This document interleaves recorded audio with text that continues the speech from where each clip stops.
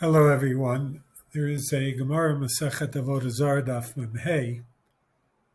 Omar Rabbi Akiva, Kol Makom Shata Motzei Har Gavoa V'Giva Nis'a Ve'etz Ra'anan. Wherever you would find a high mountain, a raised platform, and a fresh green tree, Da Sheyesham Avodas Kochavim. That is a telltale sign that back in the day there was Avodah Zarah, as the idolaters preferred the high places to designate for such idolatry.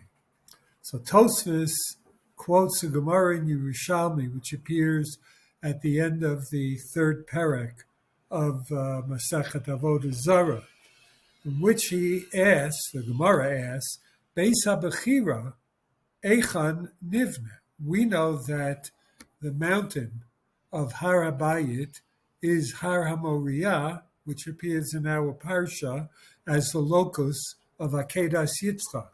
If this was a mountaintop, then it was used for idolatry, and therefore it would have been disqualified as a place to be God's chosen, if you will, residence, the Beit HaBechira, the Beit HaMikdash, God's Heichal. How could that have been chosen?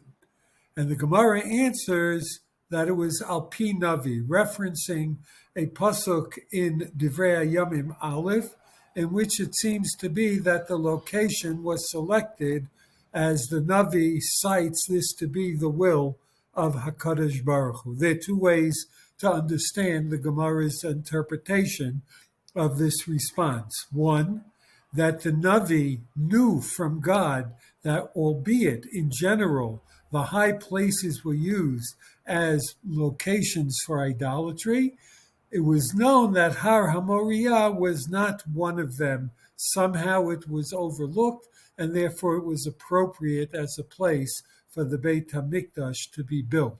Or the alternative understanding is that the Navi brought a psak from Hashem, that albeit the general rule is that high places of idolatry would be disqualified as places in which to build the Beit Hashem, God decided the exception to the rule would be Har HaMoriah. What's of interest is the Chassam Sofer. In the last tshuva in Chelek Orach Chaim, Siman Reish Chet, he quotes his famous Rebbe. Chassam Sofer was known as being the Rav of in Hungary, in Pressburg. However, he grew up in Frankfurt al Main, and his Rebbe there was the famous Rav Nassan Adler HaKohen, who was a very, very towering personality and revered by his student, the Chassam Sofer. So the Chassam Sofer quotes his Rebbe's response, which is entirely different. And that is based on what the Chassam Sofer says was a citation from Bereishis Rabbah, which I was not able to find in our contemporary editions of the Medrash, albeit I found something similar, albeit slightly different, in Medrash Tanchuma. Nonetheless, when we read regarding the Akedah, that Avraham saw the intended location from afar, the Torah records, Vayera et hamakom merachok. He saw the place from afar. It doesn't say, keep in mind, that he had been instructed to go to Eretz HaMoriah, and there he was going to do the Akedah al achat mehaharim, on top of one of the mountains. Therefore, we would have expected that the Torah would record, Avraham looks, and he sees from afar the mountain that was to be designated for the place of the Akedah. But it doesn't say Har, but rather that he saw the place, the makom. What does that mean? It was only a makom. It was only a regular place. There was nothing distinguishing about it. It wasn't a high place. It wasn't a mountain. Why? Because ein kvodo shel melech lishkon ba'emek. It's not appropriate for God's place, or any king's place, lahavdil, to be in the low-lying area.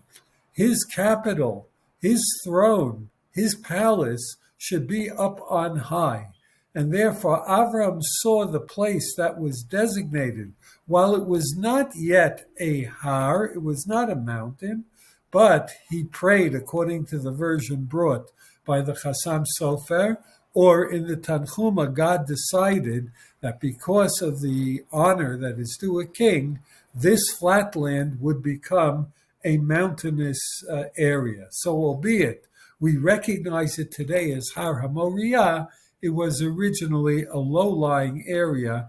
Hence, the Torah records Vayar et HaMakom and not Vayar et Hahar.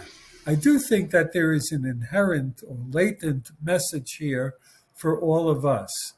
We may sometimes see ourselves as a flatland, but that doesn't preclude the possibility of that low-lying area becoming mountainous, becoming a highland of tremendous achievement. We always have the capacity of growth. If God could bring about that the lowlands of what then became Har HaMoriah should sprout into a mountainous area, then certainly each and every one of us has the capacity for a spiritual journey and growth that takes us from the lowland to the highland. Shabbat Shalom.